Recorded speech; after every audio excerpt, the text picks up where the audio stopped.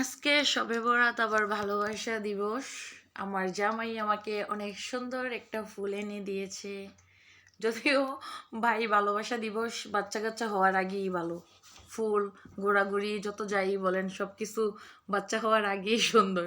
আর এই যে দেখুন ফুলের অবস্থা, এত সুন্দর একটা ফুল এনে দিচ্ছে। এটার ঠিকমতো ছবি তো দূরের কথা, আমি নিজে ঠিকমতো দেখতে পারিনি। আর ফুলটা আমার বাচ্চা, এটা পাপড়ি সব খায় ফেলছে। কি করছো মা? আসলে এদিকে আসো, একটু এদিকে আসো। এত সুন্দর গোলাপটা কই আমার জামাই ভালোবাসা দিছে। একটু গ্রান নিব, একটু বুকে জড়ায় ঘুমায়া থাকবো, সেটার কোনো এটার কোনো নাই। এই যে দেখুন, এই যে দুষ্টুটায়, এই যে পিচ্ছিটায়, এই পিচ্ছিটায় দুনিয়ার খারাপ।